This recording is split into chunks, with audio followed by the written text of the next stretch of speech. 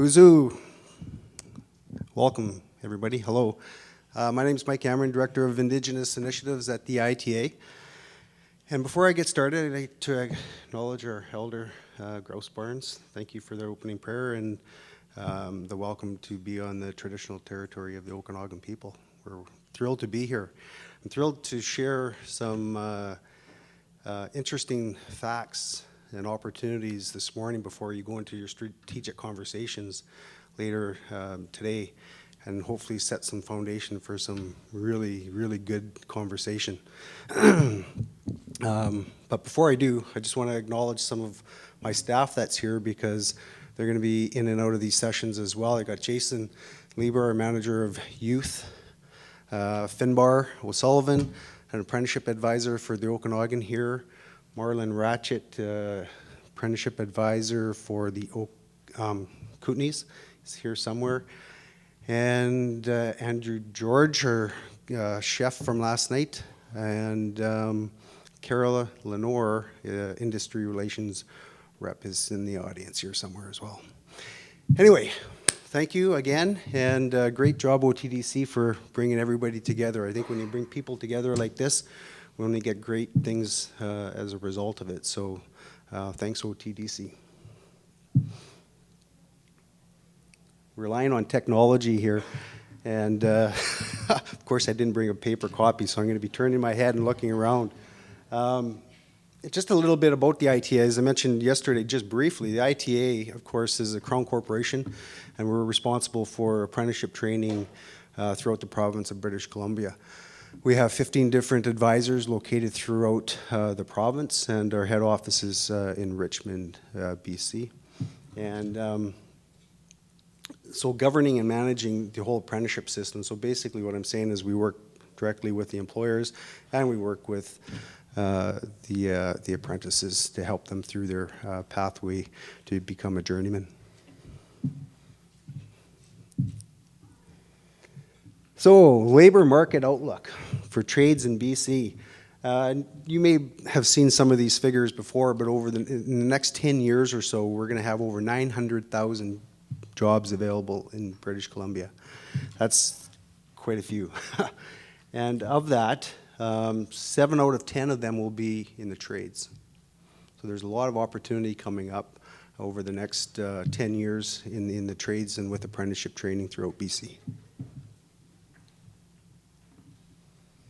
The top demand trades are listed here, and these have been pretty consistent over the last few years. I'm not going to go through the list, you can see it there, but again, these are just the top trades that we have most of our journeymen in at this time. Trades training, we've got 49,000, 50,000 people in an apprenticeship in BC right now. We want to increase that. And the opportunity is there with the number of opportunities that have been announced with the provincial government over the last few months, especially with the highway expansion, the new bridge development in BC, in Vancouver. So there's a lot more opportunities to come, and a lot more that will come as BC develops further. So of those, we've got 7,240 certificates of qualifications that we issued last year. Yeah, and I'm going to have Jason come up and talk about youth. Thank you. I don't know if you're all familiar with our youth programs, but we have 4 programs that sit within our youth portfolio that are offered through all the schools in British Columbia. They're also available to all of First Nation schools and independent schools across BC. We think of the 4 programs as a bit of a funnel, and one of the things that we've realized is it's really important to get trades awareness with younger kids. The earlier you can get younger kids informed about careers, what their own interests are, what their skills are, the more likely they are to pursue a path in trades. If you wait till grade 11 for a student to find out that there's a trades program in their school, you might have missed that opportunity. So our Discover programs are all about that. They're grant programs that districts and First Nations can apply for, where they can run usually a one-day event, sometimes a multi-day event. Often they'll bring students to the local college, tour them around the college, get a chance to do some hands-on activities, and that's something that we will fund through a grant. So we've got all the information on our website that you can go to, and you can find out all the forms there. Then the idea there is that the districts and the schools will be building up that interest in their young kids. Then when they get into high school, starting in grade 10, normally around grade 10, 11, 12, that's when kids can choose electives. So those are the other three programs, the Explore and then the Train and Work. Explore programs are about giving kids a chance to try different trades before they pick one to pursue. There's no better way to try 4 or 5 trades in one small sample than to commit to a program and find out that welding is just not for you and then have to start all over again. So you might as well do that as early as you can to help them find their path. So Explore programs have really grown in the last couple of years. I think we're about 800 students a year in an Explore program 2 years ago, and last year we just touched 2,000. So it's been really expanding, and I think this year we're going to see almost double that. So it's really good expansion there. And then we're looking at, after you've done that and you picked a trade, then you can start to pursue your apprenticeship path. And then now we're into dual credit programs. So this is where students are earning credit towards graduation, but also earning credit towards their apprenticeship. And there's 2 parts of an apprenticeship. One is the technical training, and one is the work-based training. And that's what's represented by those 2 programs. Train and Trades is a foundation program offered through the college, and the Work and Trades is one where students will be going off and working as a registered apprentice for an employer sponsor. For every hour you work, you get an hour credit towards graduating. And likewise for the Train and Trades programs, you're doing a training course at a college, you're getting credit for high school. So one of the things I'm also quite pleased with is that over the last couple of years, we've formed a working group between the Ministry of Education, ITA, FNSA, the First Nations School Association, and the First Nations Education Steering Committee, FNESC. And we have this working group to try to expand more opportunities for youth in Indigenous communities and Indigenous students attending public schools and also the First Nations schools. So all of the funding that's available to any public school district is now equally available to any First Nation school or Indigenous student. We've opened all of our funding up to make sure that no opportunity is missed by students. So if there's any interest in growing trades programs and reaching more of your students, then love to hear from you and see how we can offer more of that. So thank you. Thanks, Jason. You know, it's interesting, and Jason will be involved with Nadine and others in some youth discussion later this morning. But it's interesting, the average age of an apprentice today is 27 years old. So that's a sequential student going from grade 12 into a trade. No, it doesn't happen as often as we like to see it. 27 years of age is the average age of an apprentice today. So, women in trades, we're really turning a focus to what we refer to as equity-seeking groups, right? And women in trades is one of them. So we're looking at ways in which we can engage women into the trade pathways over the next few years. We're going to be doing that quite aggressively. Right now we have about 3,500 women apprentices in 72 different trades, 1,985 in apprenticeship and construction. And in March of 2018, our BC government announced funding for the pilot programs to support women in trades. So as I mentioned, we are going to be aggressively seeking ways in which we can help this happen.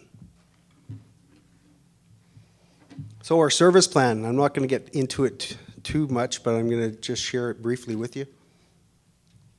We have 4 basic goals over the next year that we've been pursuing quite hard. And the first one is to increase youth participation, as Jason mentioned. I think we have over 5,000 or so youth participating in our youth programs right now throughout BC. The second goal is to increase employer sponsorship. You know, I was at a conference earlier this year with Indigenous Works, and they talked about the number of employers in industry that are working with First Nation communities. It's only about 20% nationally, and it doesn't vary from province to province very much. So a lot of industry and a lot of employers don't currently engage with First Nations, and we see that as a resulting in the number of Indigenous apprentices self-proclaiming in the trades as well. So one of our goals is to work closer with sponsors and employers to get them more engaged in hiring Indigenous apprentices as well as other apprentices. Our third goal is working with government to update our SAGs or our advisory councils. So we're in the process of updating that right now. And our fourth goal is to bring innovation methods to engaging in training, and that involves our post-secondary partners as well as the assets throughout the province, et cetera, to bring more innovation to trades training. So why hire apprentices? Who's got the answer to that one?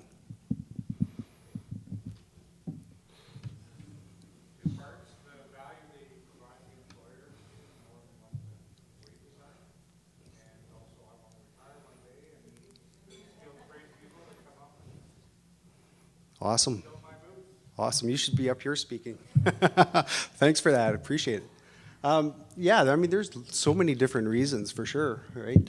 As of March 31st, we had 10,000 employer sponsors throughout BC. So of course, like I said, we want that to increase, because as that increases, we'll increase the number of people that we can get into an apprenticeship in BC. Apprenticeship is, geez, I can't see, I didn't bring my glasses either. I mean, it's about developing that future workforce, right? And I had a conversation this morning that a lot of people are hiring the skilled workforce, or they're hiring the red seals, the journeymen, but they're not hiring the apprentices. We have to get our employers more engaged in helping develop that workforce that helped in part develop them when they were in that position as well, right? So we really have to do a lot more in engaging in that way.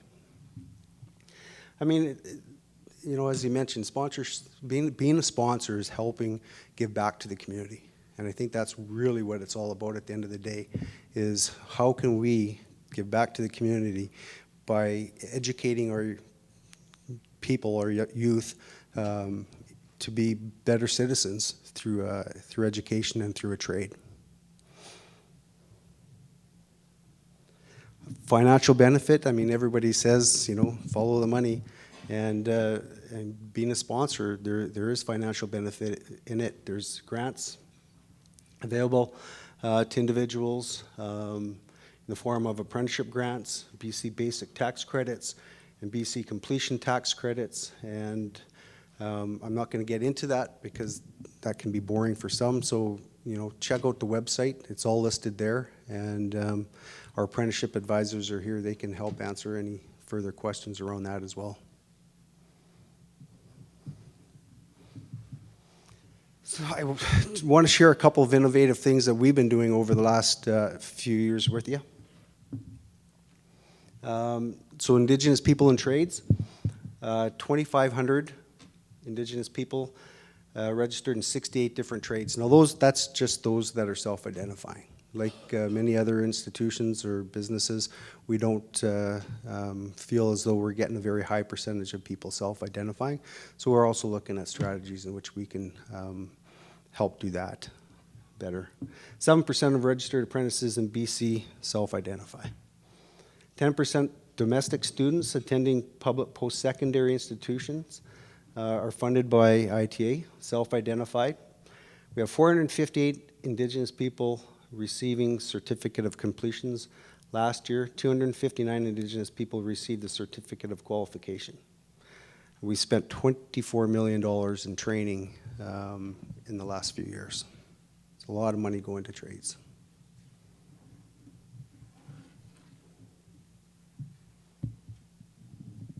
So over the last year, I just started in my position in January of this year. And in starting with the ITA with our new mandate, thought it would be best that we start to look internally at the ITA and to what degree we're a barrier to Indigenous success in the trades. So for the first number of months that I came to work here, I did what I called my listening and learning tour, and I visited all 15 regions that we have throughout the province. And I talked to employers, I talked to First Nation communities, I talked to the post-secondaries, talked to the assets holders, and basically just listened. I wanted to know what the issues were, what the barriers were, what the opportunities were, and what the ITA needs to do differently to ensure success in the trades. So by December this year, we're going to be rolling out We're introducing what we're referring to as an Indigenous inclusion strategy at the ITA. So we're in the process of looking at our policies, processes, systems, our services, and looking at, again, which ones are barriers and what we can do to change that to make it more fluent for not only Indigenous people, but all people to get through the trades. We're also redoing for March of this 2019 a new 3-year or multi-year strategic training plan for Indigenous initiatives. So we're looking forward to rolling that out.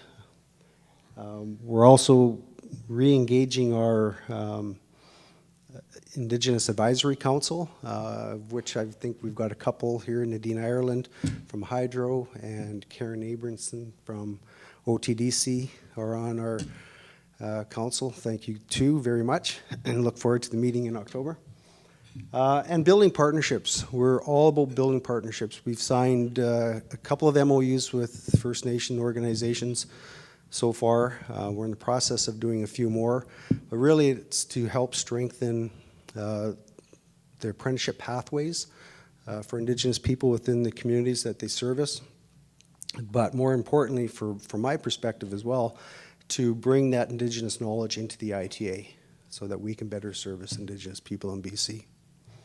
And in doing that, again, partnerships and the handshake is great, but we believe strongly in formalizing them so that we can hold each other accountable for what we say we're going to do.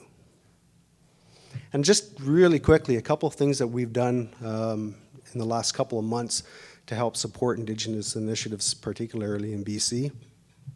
We're proud to have sponsored the feast last night. We're looking at a carpentry program with the Penticton Indian Band. Workforce Connects Forum here tonight. The arborist training, we did a pilot with Access in the Lower Mainland. We're also looking at doing one throughout the Okanagan and then on the island within the upcoming months in partnership with Hydro, Fortress, and Davies Tree. And a professional cook. This one's quite exciting. We've been talking about this for a number of years, but we're looking at the professional cook program and how we can infuse Indigenous culture, like you saw last night at the feast, into the program. So they're understanding culture through the food that they're preparing. So the vision and mission of the ITA is to create world-class training and apprenticeship systems for British Columbia and to build the trades that build BC. And in doing that, our goal for Indigenous initiatives is to contribute to First Nation, Inuit, and Métis prosperity by having the highest Red Seal achievement rate in Canada. So it's a pretty lofty goal for us, but you know, I've been told many times that if you don't shoot for the stars, you're not going to get there. So it's a goal that we've set, and we're pretty excited to pursue.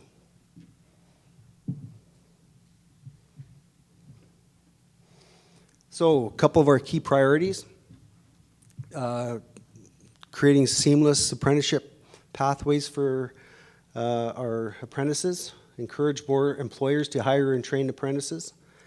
Work closely with the training partners to ensure the best possible training and innovation that we can. And support innovation in trades training delivery to support our apprentices. 4 pretty simple priorities, but I think that'll go a long way in creating a pretty strong workforce here in BC. So some of our success stories. And I think some of you may have heard us talk about this one because this one's been going on for a while. The Nuhawk Nation, Bella Coola, had a carpentry housing project that they started a number of years ago. We're proud to say that we're now within the community doing level 3 carpentry program, and Camosun College is the delivery agent for that one. But it really showed how the community, the funders, the training provider all came together and created their own industry within their community in construction to build a stronger, better community through a housing project in the Nuhawk, Bella Coola area.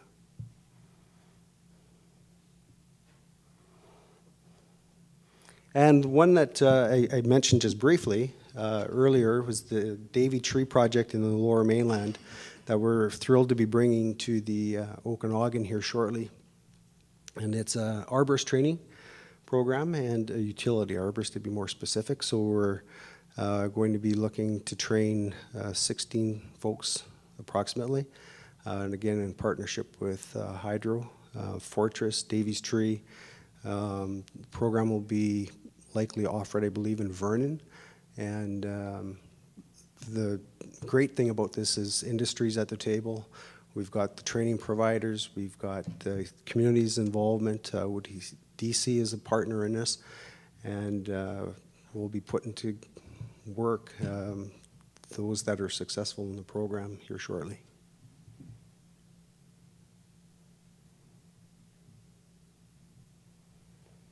So, I think this is my last slide. We're also working with a group up north in the Prince Rupert area.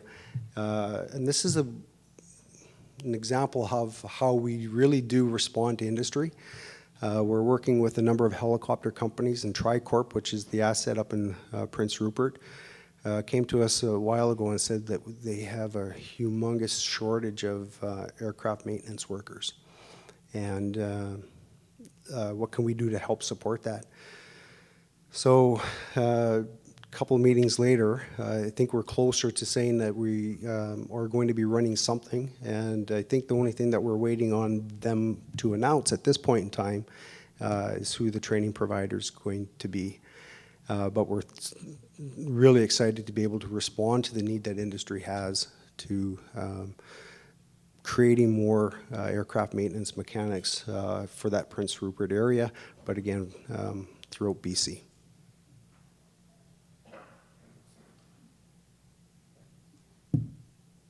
That's it. Magwitch, any questions? Any answers? Take those too. Okay, thanks.